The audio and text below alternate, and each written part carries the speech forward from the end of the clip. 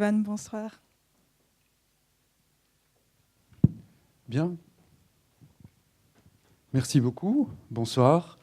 Merci à tous d'être là. Donc, on va vous présenter le projet Dolé, du nom de l'avenue où il se situe, donc à Uccle. On a d'abord un bref petit mot. On a intitulé la conférence « Recherche pour la conception de 34 logements ». Parce que dans notre travail, la notion de recherche est essentielle en réalité. On va essayer de vous en retracer quelques grandes lignes à travers l'exposé qu'on va faire et les différentes illustrations. Recherche d'une part parce que l'architecture que l'on espère faire n'est pas une idée qui jaillit, qui viendrait comme ça de quelque part. C'est plutôt une recherche d'un sens que l'on peut donner à un espace, à un lieu, à une question qui nous est posée. Recherche dans un second temps, parce que je pense que dans notre travail, d'un bout à l'autre, donc de la première réflexion sur le projet jusqu'à la construction et à la pose de la dernière pierre et de la dernière vis, on a une recherche de continuité et de faire vivre et de mettre en évidence et de formaliser, matérialiser les réflexions et le sens que l'on a pu donner au projet. Alors tout d'abord, voici une petite mosaïque avec quelques illustrations de différents projets du bureau et l'équipe du bureau que l'on doit d'abord remercier parce que grâce à eux qu'on peut faire ces recherches, ces projets passionnants. Donc dans l'ordre d'apparition, Loïc, Benoît, Delphine, Denis, Guimet, Niréa, Atoussa, Bobby et Michaud. Merci. Voici notre bureau, le lieu, l'atelier des recherches. Image de gauche comme on ne l'a jamais vu, je crois, ou je ne sais pas ce qu'on avait fait. En général, il est plutôt comme les images de droite, voire pire, dans un amoncellement de plans, de matériaux, de tous les éléments qui font le travail et la vie des projets. Oui.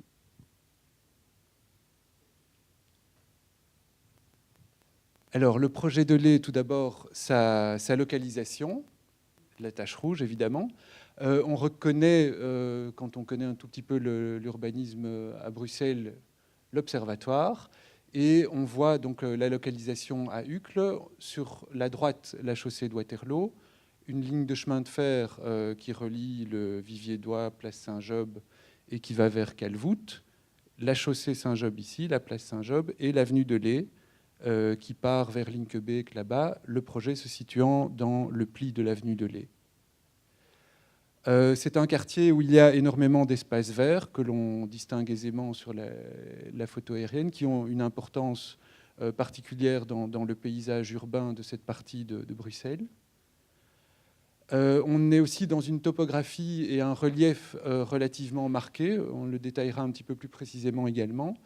On ne distingue pas tout à fait bien les courbes de niveau, mais en fait, la chaussée Saint-Job est dans un creux. Il y a une petite rivière qui coule, et le projet se situe dans un second creux.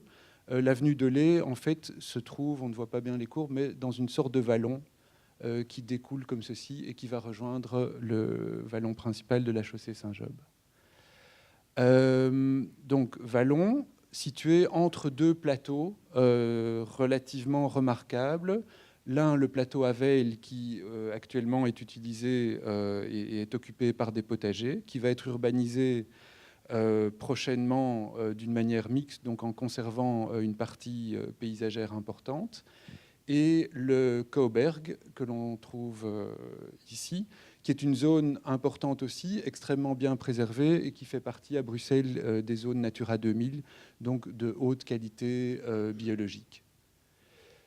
Alors, le point très intéressant, c'est qu'en fait, la zone, c'est une zone verte, bien entendu, du Kouberg, touche la parcelle sur laquelle on va s'implanter ici, et que la parcelle se trouve entre les deux plateaux.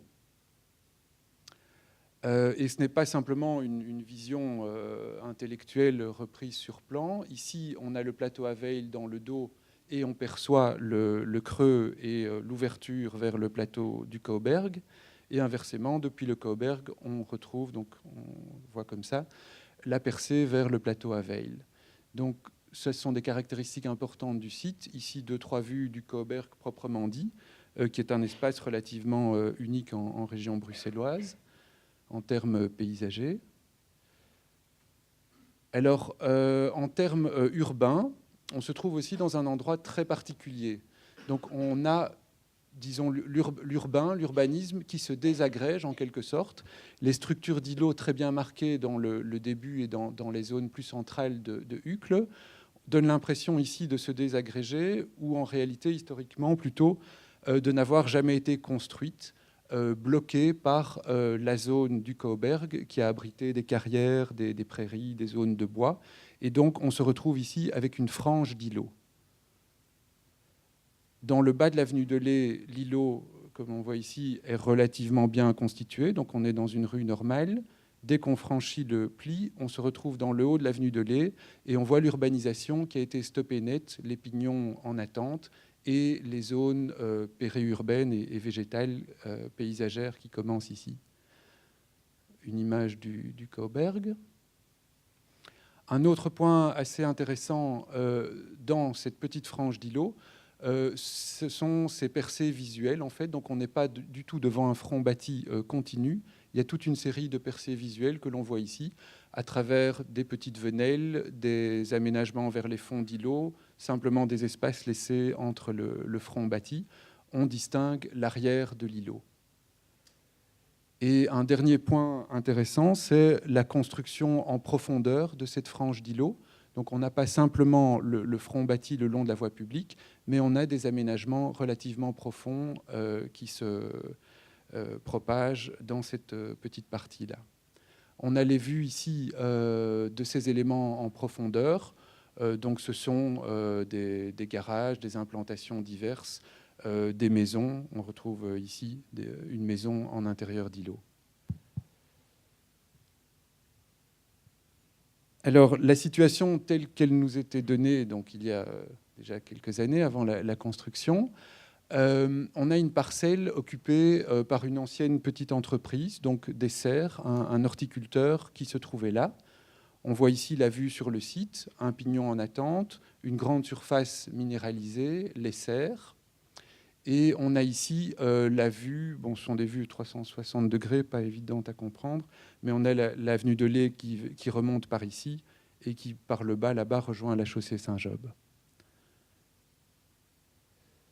Alors, l'exploitant de cette entreprise prend sa retraite et décide de vendre son terrain. Donc, on vient nous trouver pour faire une étude de ce que l'on pouvait implanter en termes de logement. Donc, l'idée au départ de l'investisseur était de pouvoir construire environ 3000 mètres carrés de logement.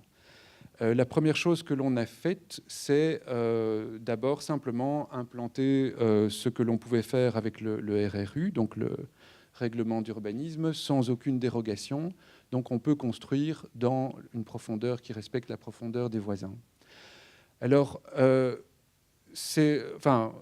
on fonctionne en général de cette manière-là aussi pour les différents projets. Donc ici, c'est relativement brutal. Dans la majorité des projets, on essaye de ne pas se fixer pour commencer sur une idée précise ou la première idée qui nous vient. On teste différentes hypothèses. D'une part, celles dans lesquelles on ne croit pas forcément, mais pour voir si elles n'ont pas quelque chose de positif, ou d'autre part, pour conforter finalement l'hypothèse ou le type d'implantation vers lequel on se dirigera et pour lequel on est convaincu. Donc dans ce cas-ci, on projette ceci. Dans un premier temps, on a ce carrefour relativement difforme à 5 branches qui est marqué encore plus par la présence de l'angle, ce qui est déjà pas extrêmement positif. Mais en plus, en construisant là, on perd évidemment à tout jamais la possibilité de créer, d'utiliser, de rendre au public cette perception visuelle entre les reliefs topographiques du site.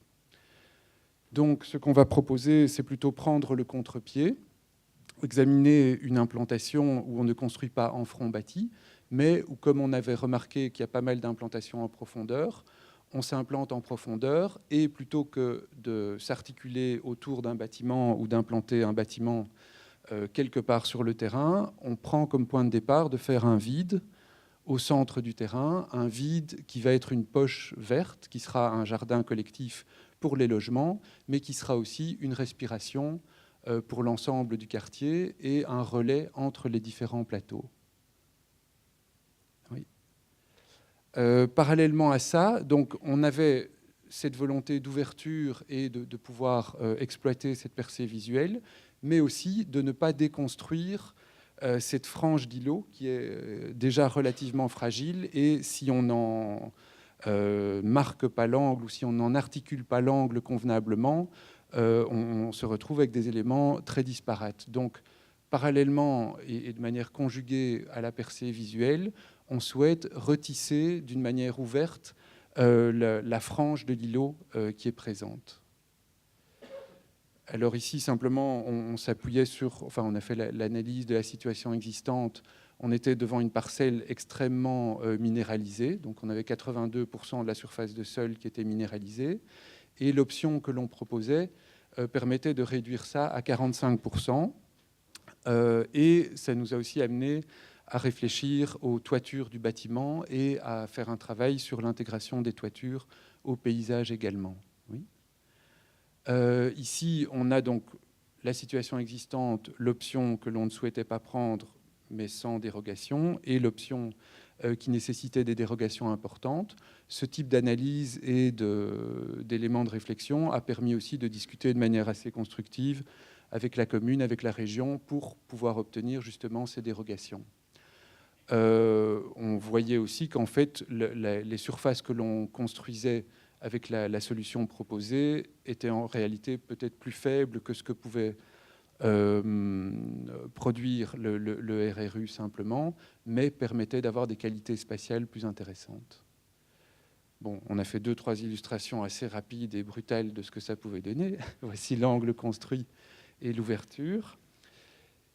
Et puis, voici donc la première maquette que l'on avait faite, où l'on voit le bâtiment qui se déroule et la percée vers le Cauberg, ici vu depuis le Cauberg. Voici les différentes vues. Et, attends, si tu peux revenir sur on était malgré tout un petit peu mal à l'aise parce que pour nous, l'intuition et le principe du projet étaient relativement intéressants et potentiellement riches. Par contre, dans sa mise en place formelle, on était relativement mal à l'aise encore avec cette solution-là, pour différentes raisons, la complexité formelle, le manque de compacité et l'articulation. Donc, tu peux mettre la suivante. L'articulation, finalement, d'une part relativement faible, mais en même temps relativement opaque dans le fond du terrain. Et c'est une réflexion qu'on a eue aussi, finalement, de la commune et de la région par rapport à cette articulation-là. Donc, quand on a obtenu un premier permis avec des conditions, il fallait retraiter cette zone-là. Oui. On en a profité pour reprendre en fait le projet plutôt de fond en comble et essayer de le simplifier, de mettre plutôt à nu les options et les principes que l'on avait mis en place et de les exprimer de manière beaucoup plus simple et limpide. On voit ici le type de volumétrie vers laquelle on est arrivé. Donc, d'avoir des volumes beaucoup plus simples qui marquent leur continuité simplement en retouchant le sol de la parcelle et du début du plateau à cet endroit-ci. Donc, les bâtiments sont bien de la même famille. Il y a une liaison qui se fait, mais en même temps, la liaison paysagère entre le plateau Aveil et du Cauberg est également beaucoup plus limpide et beaucoup mieux marquée. En même temps, ça nous permettait de réfléchir à un traitement plus paysager des bâtiments et d'avoir un dialogue entre le jardin central qui était créé ici, le relief du site qui commence à monter vers le Cauberg et le relief des bâtiments qui montent vers la toiture. Et donc, on a des bâtiments qui participent à la fois avec le jardin et avec le paysage par le biais de leur volumétrie et du traitement notamment de leur toiture. Et voilà donc la deuxième volumétrie que l'on a travaillée et que l'on a présentée à la fois au maître d'ouvrage et à la commune pour poursuivre le projet, ce qui a été accepté par tout le monde. Et voici la vue. Voilà.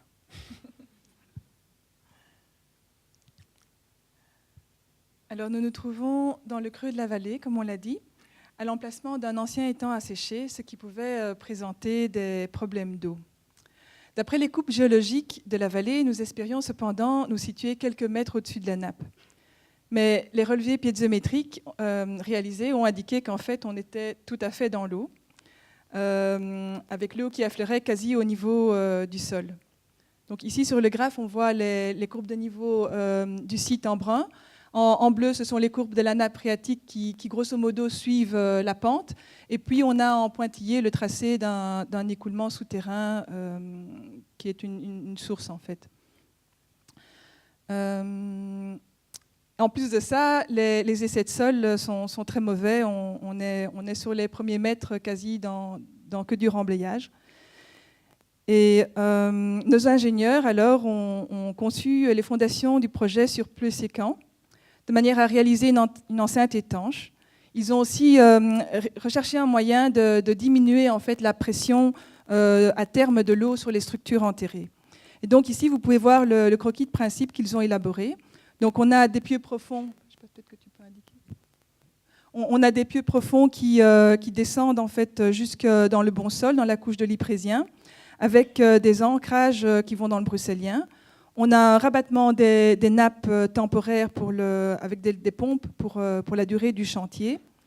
Et surtout, on a un système de tranchées drainantes qui permet de réaliser un rabattement gravitaire naturel de la nappe de l'eau à mi-hauteur par rapport au niveau du parking et qui donc est destiné à diminuer les pressions de l'eau sur l'enceinte des pieux sécants et sur le radier. Et là en bas à droite, vous voyez Michael Nguyen de JZH Partner qui a suivi le chantier. Donc ça, c'est les plans de fondation des ingénieurs avec l'enceinte en pieux sécant. Et ici, on a le plan d'égouttage où on voit le système de puits et de drain qui a été élaboré par JZH pour contrôler le niveau de la nappe phréatique. Le système, en fait, est basé sur un principe d'un ensemble de puits qui sont reliés par un drain, nettoyable par le biais de chambres de visite à chacune des changements de direction. Les puits en fait, traversent la couche du sol étanche pour atteindre le sol perméable et la nappe phréatique.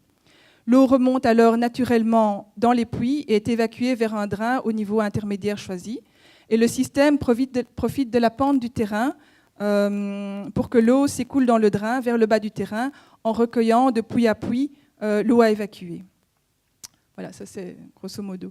Ensuite, ici, on va juste vous présenter quelques slides des étapes marquantes du chantier, à commencer par la réalisation des pieux sécants, la poutre de ceinture, la réalisation du radier qui est renforcé par des fibres métalliques en plus des armatures, une mise en œuvre qui d'ailleurs n'a pas été particulièrement facile pour les entrepreneurs.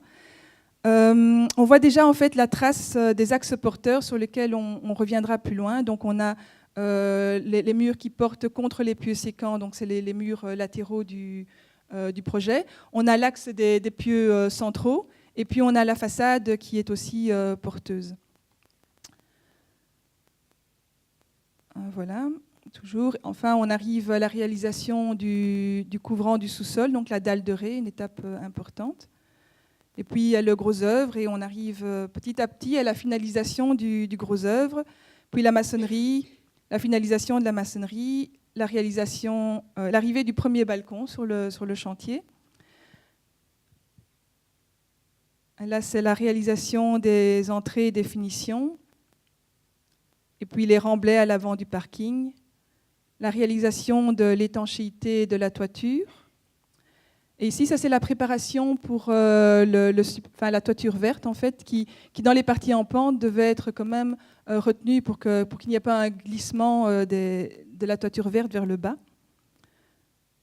Donc la préparation, le placement du substrat sur la toiture, sur les pentes également, et sur le couvrant du parking, qui a une préparation un peu plus particulière parce que c'est une toiture intensive, avec des parties carrossables. Voilà.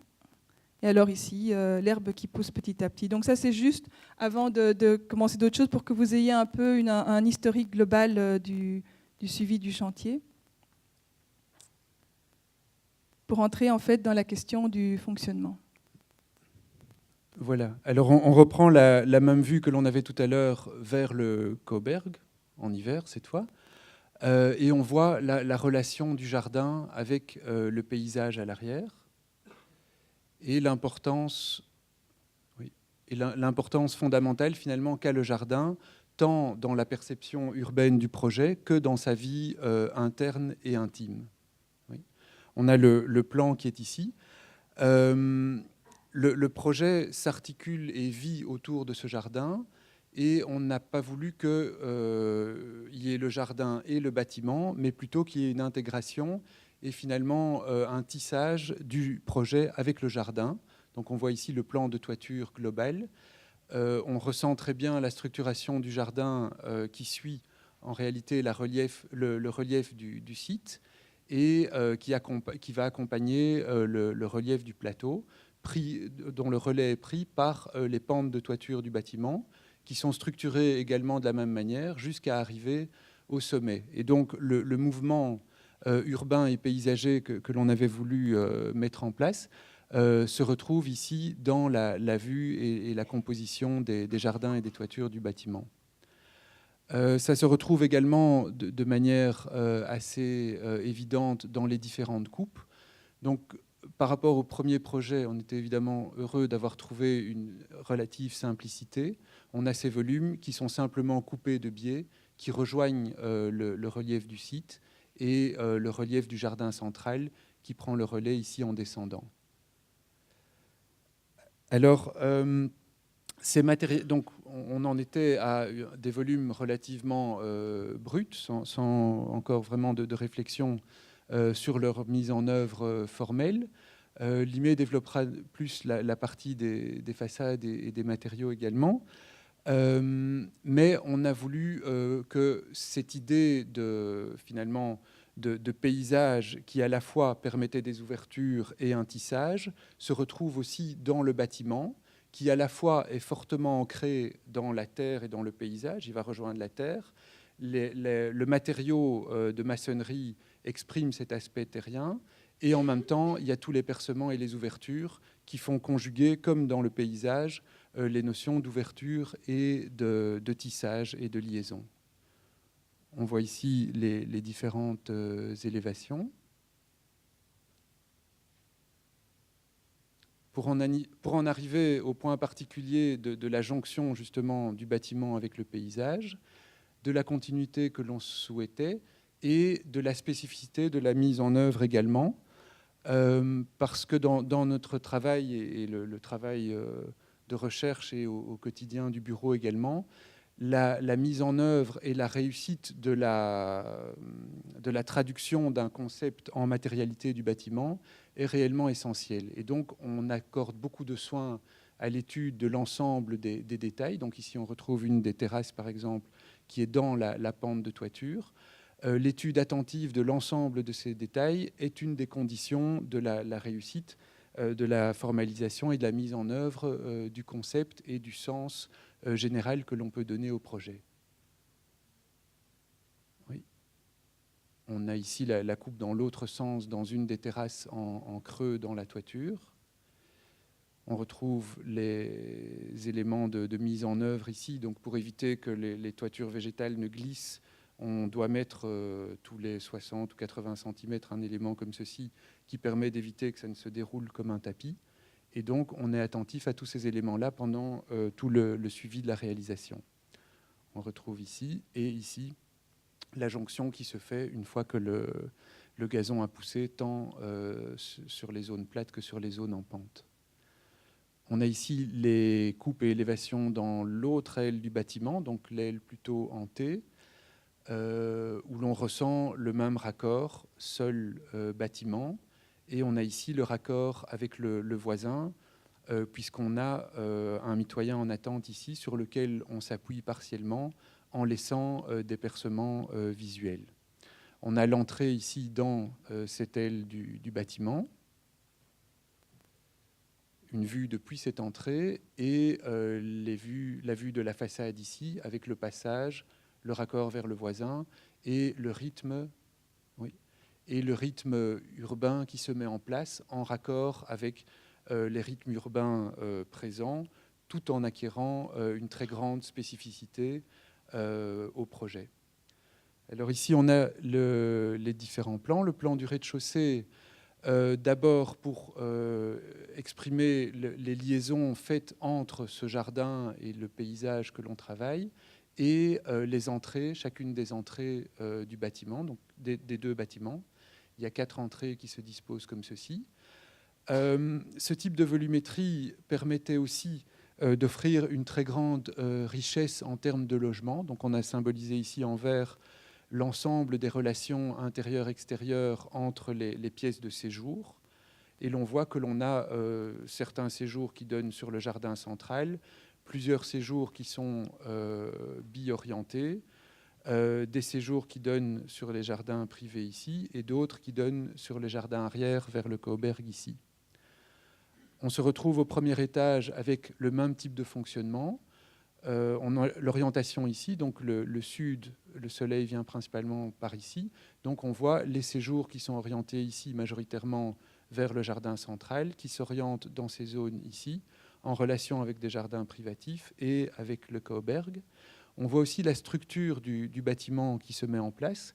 Donc les 4 éléments de circulation verticale que l'on retrouve comme ceci, qui permettent de faire un contreventement, et on a des structures en fait parallèles aux façades, ce qui est d'une part relativement particulier. Généralement, on a tendance à porter perpendiculairement aux façades. Dans ce cas-ci, c'est venu de 2 réflexions. D'une part, que de toute façon, les façades étaient en partie fermées, portantes, et donc pouvaient servir d'axe structurel. Et puis, tu montres le plan suivant. Étant donné la coupe particulière en élévation arrière ici, dans les 2 cas, il n'était pas possible de trouver de superposition perpendiculaire aux façades. Et donc, il était assez naturel, finalement, de faire des voiles porteurs parallèles aux façades, ce qui permettait également d'ouvrir dans les toitures toutes les zones de séjour vers des terrasses que l'on trouve alternativement d'un côté et de l'autre en fonction des étages. Et donc dans le projet, on essaye aussi de mixer intimement les différentes couches de conception ou de réflexion du projet. La structure n'est pas un élément qui sera indépendant de l'habitabilité et de la spatialité des logements. Elle n'est pas indépendante du fonctionnement, et elle n'est pas indépendante de la réflexion sur la volumétrie et sur l'intégration urbaine et paysagère. Donc on voit le même principe ici. On voit ici très clairement les axes porteurs qui se mettent en place. Oui. Et alors ici, vu depuis la toiture, on voit les 3 axes et le jeu de terrasses que ça peut donner alternativement. Donc les terrasses d'un côté avec une pente de l'autre, et de manière réciproque. Oui. Et ça nous permet d'avoir ce type de coupe où on a des relations intéressantes entre les séjours et les espaces extérieurs. On a la terrasse ici, permet aussi d'avoir des doubles niveaux partiels avec des éclairements zénithaux dans les toitures, et permettent d'avoir d'autres pièces à ce moment-là en sous-pente. On a des terrasses alors aux étages, et on retrouve des doubles volumes à d'autres endroits. Donc comme on a 4 travées portantes, on a 4 cas de figure différents. Ici, on a simplement mis en évidence 3 compositions de logements qui s'organisent de manière naturelle par rapport aux axes porteurs et à la configuration du bâtiment et du site. On trouve les séjours ici en jaune, les espaces de nuit en bleu, qui sont disposés de part et d'autre de l'axe porteur. On retrouve la même chose ici. Le même principe ici, avec chaque fois des logements, grâce à cette typologie, à cette volumétrie, des logements de type 3 façades pour ceci, traversant 2 façades ici, et 3 façades pour celui-ci, donc des richesses d'orientation et de perception assez intéressantes dans les différents logements.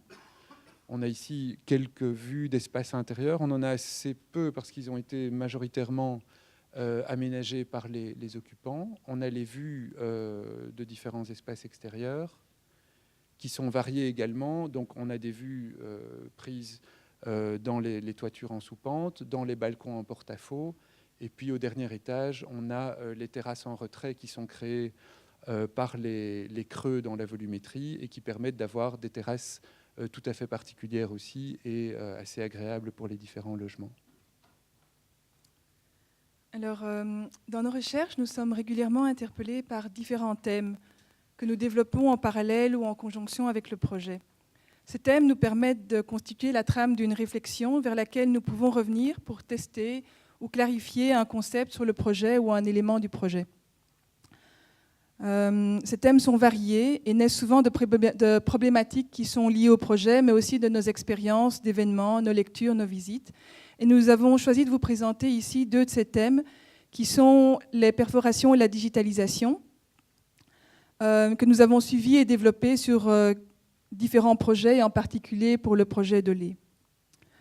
On commence par une présentation du travail de Jill Sylvia, qui est une artiste américaine. Son père est comptable et son travail est basé sur la découpe du papier. Elle découpe manuellement en fait, les rectangles de feuilles comptables pour réaliser des textures qui sont d'une régularité et d'une abstraction assez fascinante. Alors d'une part, elle réalise des textures de dentelle en papier découpé, mais d'autre part, elle travaille également le négatif de ces découpes, qu'elle replace ensuite minutieusement dans leur position initiale pour reconstituer les surfaces de papier. Son travail, en fait, nous interpelle directement par rapport à sa proximité avec nos propres réflexions.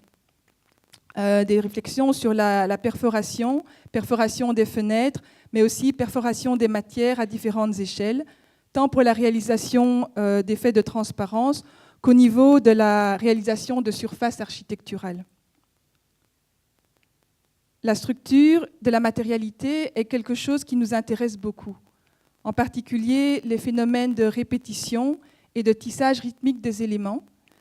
Et c'est une étude que nous avons poursuivie au travers de différents projets.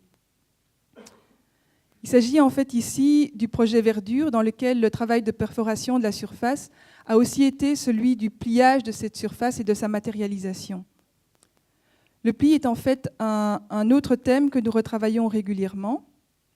Et dans ce projet, il vient du changement de géométrie de la rue et en fait de la trame urbaine des îlots alentours, qui a l'emplacement du projet prend soudain une autre direction. Et compte tenu de la position relativement sur l'angle du bâtiment, il nous paraissait assez intéressant de traduire cette dynamique par un pli dans la façade également. Et nous voulions travailler l'idée d'une surface pliée et perforée, donc quelque chose en fait d'assez abstrait, mais nous voulions aussi donner de la matière et de la texture et de la couleur à cette surface. Donc la question que nous nous posions était celle de la manière de faire, ce qui nous a donné l'occasion d'étudier plus attentivement la question des calpinages des blocs et de la position des fenêtres dans les murs afin de mieux sentir l'épaisseur ou la matérialité d'un mur. Donc là, vous voyez le projet vu en venant de la place Annessen, le projet vu de face et le projet en retournant vers la place Annessen. En fait, ces thèmes de matérialité, de perforation et d'abstraction, on y avait déjà réfléchi dans le cadre d'un autre projet pour 3 lofts, Chaussée de Wavre à Ixelles. Nous avions travaillé la thématique de la perforation sur le code-barre, avec une attention toute particulière au contraste entre l'irrégularité des blocs de pierre bleue et la perfection des tôles d'inox qui constituent les ébrasements du mur et qui, en masquant la tranche de l'épaisseur de la pierre, permet de donner une forme de dématérialisation en fait, de cette matière. Dans le cas du projet de lait, le thème de la perforation est certainement aussi présent. Donc ici, il s'agit de photos de maquettes en cours de réalisation. On perçoit déjà la recherche que nous faisions sur les rectangles flottants et coulissants le long d'une série d'horizontales imposées. Mais je retrouve peut-être ma slide. Voilà. Mais on n'était pas très sûr de la façon de terminer en fait ces niveaux au niveau de. Ici, la façade que vous voyez en avant, c'est l'avenue de Lay, avec le raccord au voisin sur la gauche de mon image, et le niveau qui était en retrait. Donc, dans un premier temps, on avait choisi de marquer les balcons par d'exprimer en fait une continuité pour le balcon.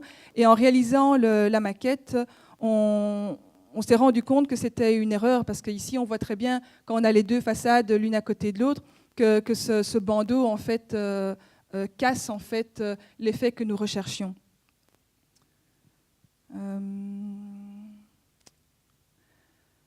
Alors, au-delà de la question de la perforation, étant donné le concept du projet qui recherche à entremêler et à conjuguer des notions qui sont en réalité antinomiques, donc le construit, le non construit, la matière, l'air, nous avons recherché au travers de l'abstraction dans le dessin de la façade à donner de la légèreté à ce volume qu'on avait ancré dans le sol.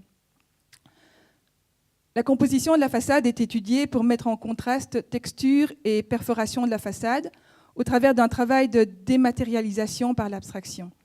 La façade n'est pas travaillée seulement comme une surface perforée, mais elle est composée aussi d'un jeu de rectangles pleins et vides qui coulissent librement les uns par rapport aux autres pour créer un effet de flottement. Ici, vous avez différents tests de matériaux possibles. Donc, on s'interrogeait sur en quelle matière réaliser ces façades. Donc, on a un essai en béton, questionnement sur de l'acier Corten, des plaques en béton avec motifs. Mais en fait, finalement, on s'est dit que la logique des panneaux, qui a un fonctionnement en fait en pan perpendiculaire au sol, nous semblait trop verticale par rapport à la relation au sol que nous recherchions. Aussi, on est revenu vers un système de maçonnerie dont la logique de stratification poursuivait celle du terrain et du site. Et le calpinage des blocs nous semblait également mieux correspondre à notre intérêt pour le tissage et la structuration de la texture. Initialement, notre choix s'était porté plutôt sur un gris sombre, comme vous avez vu dans les rendus des façades, dont nous avions été contents pour la réalisation des lofts chaussés de Wavre. Mais nous avons finalement opté pour un bloc plus clair. D'une part parce que la couleur sombre inquiétait le promoteur au niveau de la commercialisation future des appartements, et d'autre part parce que dans l'évolution de notre réflexion et la mise en place du dessin des balcons et des châssis, nous étions plus convaincus par une harmonisation des couleurs ton sur ton, dans une tonalité qui pouvait se rapprocher du ciel belge pour accentuer un peu le côté aérien qu'on recherchait. Alors ici, on a une étude du calpinage de la maçonnerie, avec l'étude de la réalisation des trumeaux, le détail de l'appareillage. Nous avons réalisé en fait le calpinage sur bac de blocs de 9 cm, avec un joint mince qui devait varier entre 4 mm et 6 mm pour tenir compte de la tolérance annoncée du bloc qui est de 2 mm. Sur le chantier, en fait, il s'est avéré que la très grande majorité des blocs livrés, en fait, au moins 80% des blocs, étaient calibrés sur la tolérance inférieure. C'est-à-dire qu'ils faisaient systématiquement pile 8,8 cm. Et ce qui fait qu'en fait, dans la réalisation finale, on a plutôt des joints qui sont de l'ordre de 8 mm. Les fenêtres, en fait, ici, donc c'est un détail de l'étude des fenêtres. Les fenêtres du projet sont placées devant la structure, dans l'épaisseur de la maçonnerie, de manière à réaliser la perforation de celle-ci, mais en flottant toute hauteur devant le gros œuvre. Donc le détail ici est réalisé de sorte que le châssis part du bas de la dalle et se termine au ras du bourrelet de zinc des rives de toiture, sans matière ni en dessous ni au-dessus. Et d'un étage à l'autre, les fenêtres vont du haut de la fenêtre de l'étage inférieur au bas de la fenêtre de l'étage supérieur. Et les ouvrants sont aussi dessinés de manière à être cachés par les montants fixes, ce qui contribue à cette volonté de réaliser un rectangle tendant vers un rectangle pur abstrait. Ici, vous avez le détail de jonction de deux châssis. Peut-être que tu peux indiquer, parce que moi le détail de jonction entre deux châssis. Et ça, c'est le tableau de synthèse des différents types de châssis du projet en fonction de leur localisation et de leur niveau. Donc les dimensions des fenêtres ont été déterminées de manière à pouvoir, par différentes combinaisons linéaires, apporter la lumière nécessaire à chaque pièce en fonction de sa taille, avec toujours au minimum le respect du 1/5 de la norme. Donc ici, on retrouve la vision du gros œuvre et on voit que les percements dans les gros œuvres, eux, ne sont pas tout hauteur. Et le placement des fenêtres vient se mettre devant la structure. Donc on le voit aussi ici un peu en bas, on a commencé à mettre déjà les châssis. Et ici, on voit mieux en fait le châssis qui est devant la structure, mais dans la maçonnerie. Et donc après le placement des fenêtres vient le montage de la maçonnerie entre les fenêtres, avec ici donc la finalisation de la maçonnerie. Donc pour revenir au thème de la perforation, celle-ci nous intéresse par sa régularité, avec un travail qui est presque tectonique, mais aussi par le contraste qui peut être créé entre une rythmique un peu mécanique et une mise en œuvre qui reste humaine et manuelle, voire parfois artisanale. Mais nous sommes aussi intrigués par le côté voile et dentelle des découpes, qui permettent les réalisations de couches superposées qui forment des palimpsestes et constituent une forme de narration, comme une archéologie du présent.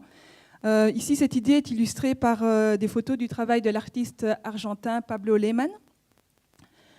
Et oui, donc on en a quelques-unes qu'on trouvait intéressantes. Donc cette idée de superposition, de palimpseste et de narration.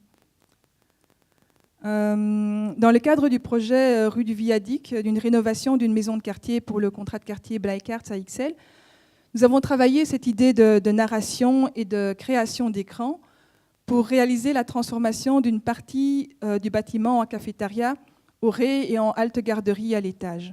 Et puis il s'agissait aussi de mettre à profit l'opportunité de l'intervention pour créer une relation plus forte entre l'espace public et les espaces semi-publics du parc et du bâtiment ancien d'exception. Le projet est intervenu tout d'abord sur le mur d'enceinte de la propriété, de manière à créer une interaction visuelle depuis la rue vers le bâtiment et vers le parc, en substituant les parois aveugles de l'enceinte initiale par des grilles en inox découpées au laser, suivant un motif de carte géographique historique. Donc on voit ces cartes historiques ici. On a travaillé une série de cartes qui va de 1878 à nos jours pour réaliser à la fois un habillage de la façade ancienne et un fil conducteur dans le bâtiment. Donc les tôles en acier et en aluminium ont été fraisées et découpées au laser pour réaliser des motifs qui constituent une peau avec différentes transparences possibles grâce au jeu de la densification du bâti au fil du temps. Et nous les avons utilisés afin de répondre aux nécessités variées de cacher certaines parties du bâtiment ou au contraire de laisser passer la vue ou des jeux de lumière. Cette peau alors s'enroule vers l'intérieur pour constituer aussi l'habillage du plafond et constituer ensuite le mobilier. Alors, toutes ces réflexions nous ont amenés au travers de différentes études à commencer à explorer des techniques graphiques de digitalisation et de tramage stochastique, donc avec des essais de percements ronds ou de percements carrés. Alors initialement, en fait, ce travail a été fait dans l'idée de sérigraphie ou de réalisation de garde-corps translucides, en particulier dans le cadre des escaliers extérieurs d'un projet de logement rue de la Plume à Bruxelles. Ensuite, ces études nous ont amenés à une série de réflexions et de recherches sur le thème même de la digitalisation et de la mécanisation, avec une réflexion sur les contrastes et les rapports qu'il était possible d'entretenir avec la texture et la matière et la réalisation ou la recréation d'une texture basée sur ce type de technique. Dans le cadre du projet de Plume, donc dont on a vu les garde-corps juste avant, nous avons retravaillé la dérivation d'une photo ancienne prise au XIXe siècle dans le quartier des Marolles, donc qui est le quartier de la rue de la Plume, pour la décliner sous forme de différentes digitalisations de l'image. Donc on a étudié différentes façons de faire, différents modes de tramage, pour arriver à un motif assez abstrait mais texturé, qui sera réalisé à l'aide de plaques en résine de 4 tonalités différentes. Et afin de pouvoir calpiner mécaniquement le dessin de la façade, nous avons utilisé un programme de broderie qui s'appelle Stitch, en associant une tonalité de résine à un type de point de broderie. Et le résultat, en fait, constitue un motif pixelisé dans des tons assez doux qui anime le bâtiment et qui s'inscrit aussi dans la logique de composition de la façade qui joue sur un jeu de carrés. Donc, en fait, nous sommes intéressés par la confrontation de notions et de thèmes abstraits et complexes avec une réalité matérielle. Donc, nous interrogeons sur la manière d'utiliser des éléments abstraits et de les travailler au travers de techniques variées pour concevoir et structurer une texture physique qui, elle, est matérielle et très concrète. Par ailleurs, ces confrontations nous interpellent car elles créent une forme de déplacement qui peut surprendre, voire déstabiliser, mais qui en même temps permet d'ouvrir notre perception de l'objet et de l'espace.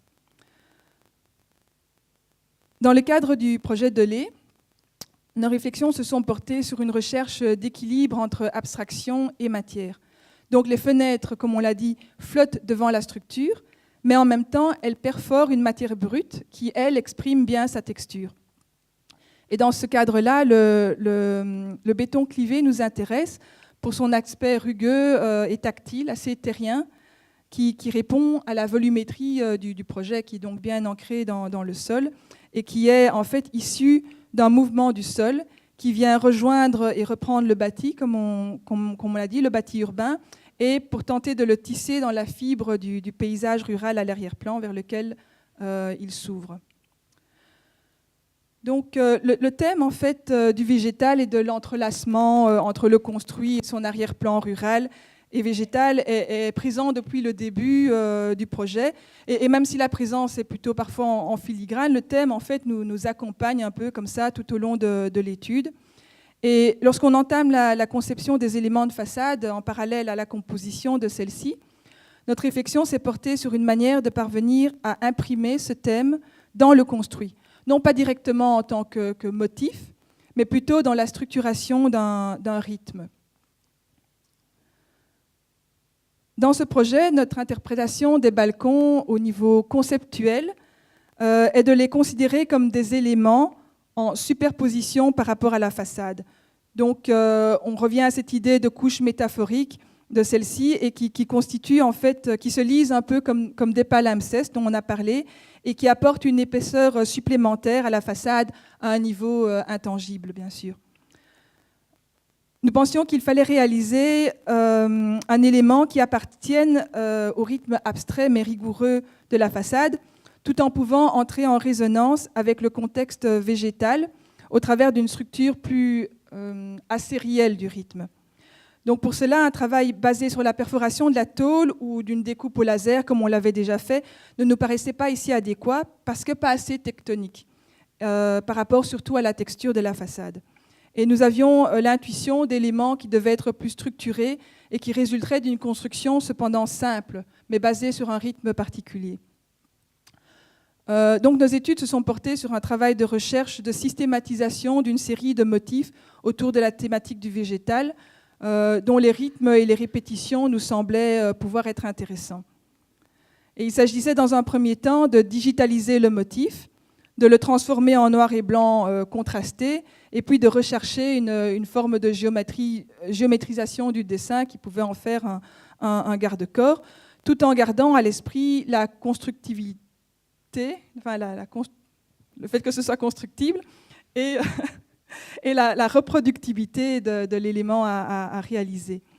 Donc on a abouti ici au détail d'exécution du garde-corps, dont la version finale a été réalisée en barres d'aluminium étirées de sections rectangulaires variées.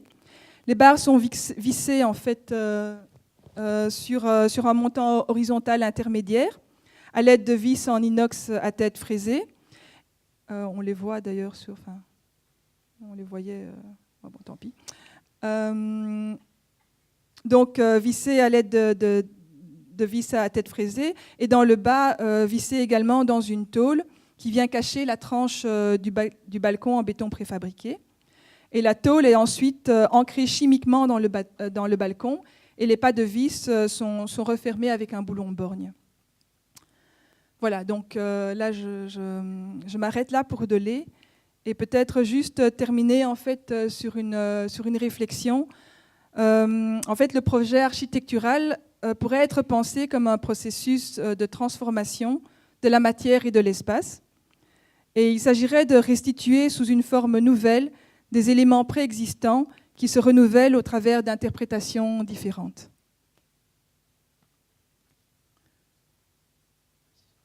On a quelques slides pour terminer, pour vous montrer un peu les projets qu'on fait sur Bruxelles, mais c'est vraiment plutôt pour les passer que pour les commenter. Donc ça, ce sont un peu les projets en cours pour le moment. Donc le projet Place Schweitzer à Berchem-Sainte-Agathe, qui est un master plan et le réaménagement de la place. Le projet Brun de 65 logements et une crèche basse consommation.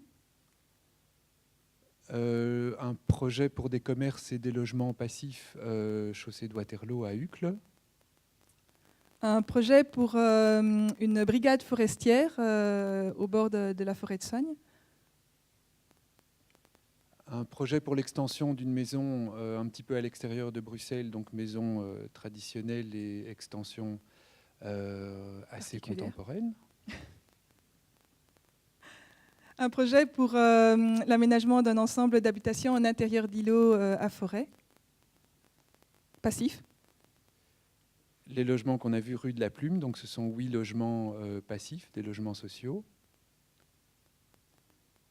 Et alors quelques concours et projets réalisés, Ruffin à Molenbeek, Renfort à Molenbeek. Le projet Verdure, donc pour 10 logements de type social également à 1000 Bruxelles. Qu'on a déjà vu. Le projet Viaduc qu'on a déjà vu donc à XL. L'aménagement d'un loft à Uccle également. Le projet Chaussée de Waterloo de nos bureaux et d'un loft. Et le projet Chaussée d'Oivre qu'on a vu également pour 3 lofts. Et enfin le concours BIR qu'on a bien aimé mais qu'on n'a pas gagné. Et le concours du SIAC à Liège. Bien aimé, pas gagné non plus. Et donc voilà, encore une fois, toute l'équipe qu'on remercie encore une fois très chaleureusement.